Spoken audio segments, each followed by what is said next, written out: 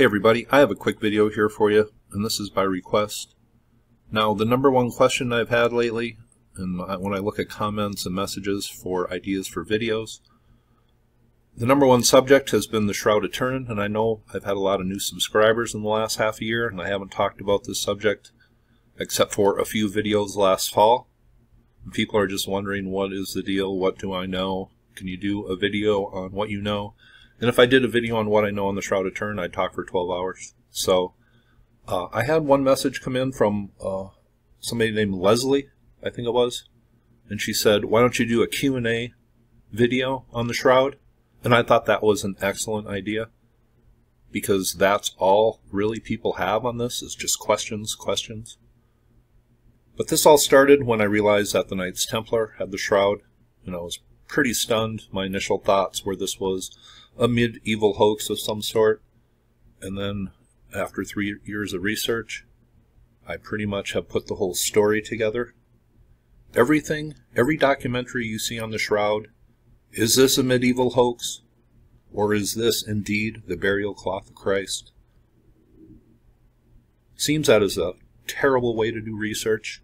You are eliminating other possibilities before you even begin. So I really eliminated any disbelief or belief.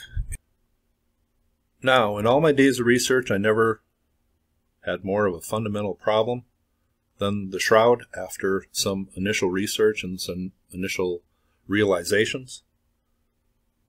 Mainly that we had a 2,000-year-old book, the most important book in history, and we have a 2,000-year-old artifact that matches the story in that book. And I just took the New Testament as a common religious tale coming from ancient history, where you're supposed to look at it allegorically, and it's not based on real history. So I didn't put much emphasis on the fact that the New Testament was an historical book, just because all the astrological things encoded and other things in the New Testament, and that was my stern belief. But then, when I realized we had a 2,000-year-old artifact that matches the story, well, I had a big problem. So I got to the bottom of it, and I know who this is, and I think I can answer any question on the Shroud of Turin, except the biggie, how it was made, but I have some good guesses. So, initially, I had thousands of questions on the Shroud, and for myself, this is research that I just did for my own curiosity, not for YouTube. But I'm willing to talk about it, even though it's not the most comfortable subject for me to talk about. I think I can answer any question on the Shroud, except how it was made.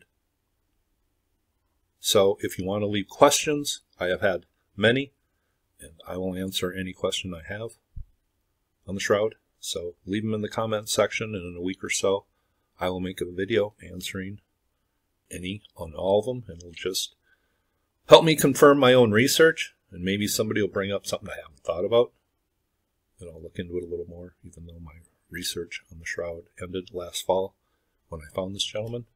But now, one reason that this isn't the greatest subject for me to talk about personally, who's going to like this topic and the way I present it? Certainly not those who believe the Bible is totally fictional. They're certainly not going to like this. The devout Christians who believe every word of the New Testament, well, they're certainly not going to believe this, or they're not going to like it. So this has been one that has been difficult for me to talk about. I have family members who are devout Christians. I have people who I spend time with who are devout Christians.